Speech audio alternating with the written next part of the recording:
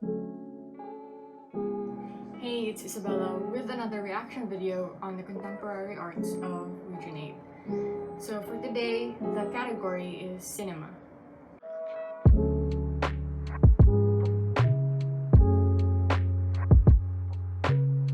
So the Filipino movie I chose is Goyo, The Boy General. It's on Netflix. I actually watched this a while back, but I watched it again so that I could have a more analytical view and so that I could share my insights. Goyo, Ang Batang General is a 2018 Filipino historical epic starring Paulo Avellino as the boy general Gregorio del Pilar. It's directed by Gerald Tarog. This is actually a sequel to General Luna, which was a great movie released back in 2015. Following the death of General Antonio Luna, a young general by the name of Gregorio del Pilar was tasked by the President Emilio Aguinaldo to purge the Luna loyalists in the Philippine Army. After a few months of combat, and with the Americans preparing for another attack, Goyo and his unit must face off these hostile forces.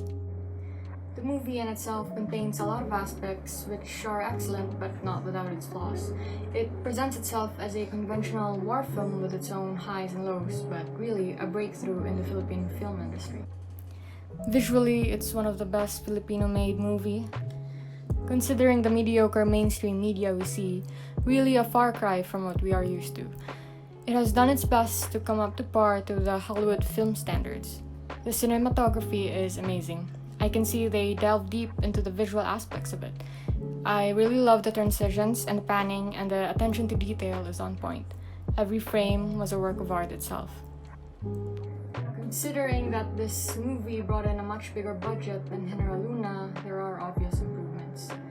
Having witnessed the amount of talent and effort put into the cinematography makes me hopeful that our film industry has yet reached its peak and would continue to produce more films like this. Now, with regards to the story, I felt it was lacking in certain elements.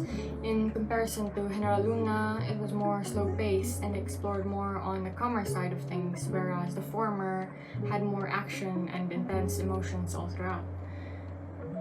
The pacing was really slow, that the climax of the whole movie was right very near at the end. Another thing that I also thought could have been executed better was the character development of Goyo, or lack thereof. We follow him through the movie, but we don't really get to see who he is as a character.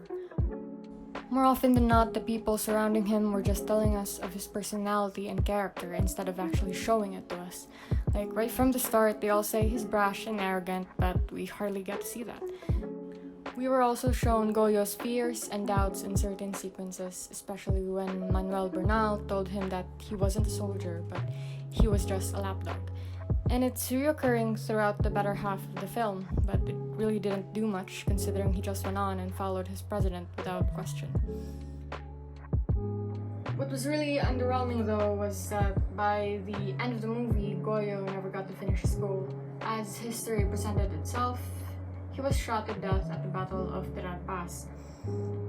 Maybe it was just an accurate description of the events of history, but I feel like they could have executed his perspective more satisfyingly that would make us empathize and feel for the character. Anyways, it was a fairly decent movie with a great cast. And again, I hope that our film industry would invest more in these type of films. Obviously, we have the potential to make really great movies and shows. I just wish we gave it more attention. So that's it for now.